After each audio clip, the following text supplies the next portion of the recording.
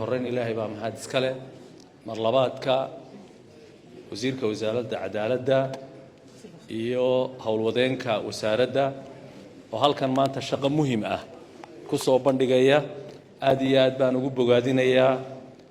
xeerkan maanta draafkiisii halkan la keenay waa xeer ahmiyadiisa leh waa xeer muhiimad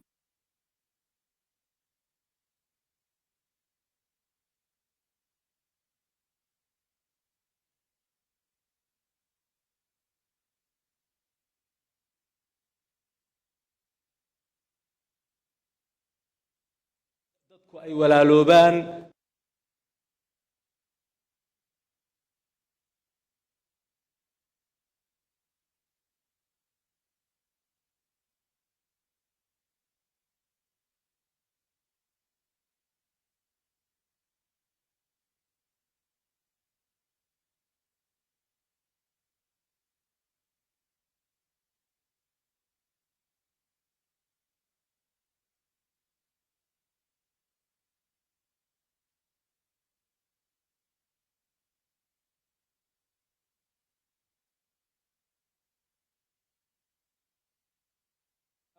madaxweynaha ee maaragta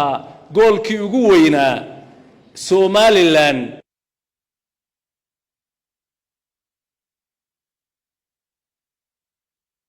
madaxweynaheena 350 milyan oo caalamka ka mid ah ayaa khudbadiisii uu ku sharxayay Somaliland ee qadiyadda Somaliland dunida uu kaga dhaadhicinayay 350 milyan oo qof oo dunida daafeeda ayaa daawaday waxqabad ka weyn miyaa garanaysaa waa waxqabadka laftiisii weeye markii aanu joognay xagga dadkii reer Somaliland arinta aad iyo aad bay ugu farxeen aad iyo aad baa loo soo dhaweeyay dabaaldegiyo iyo soo dhaweyno waaweyn ayaa waxa weeye la diyaar gareeyay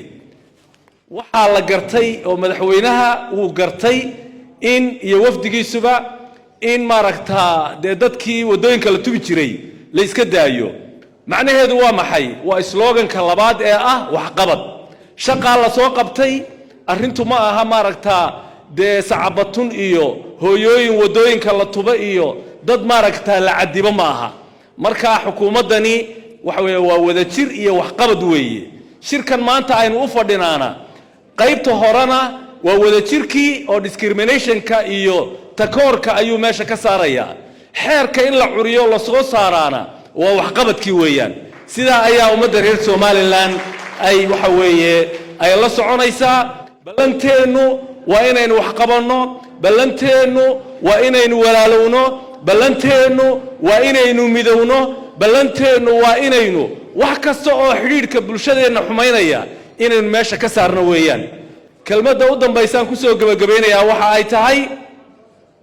كل حير كني ضد مارك ده تكنيكال أو خبراء أيها قعنتك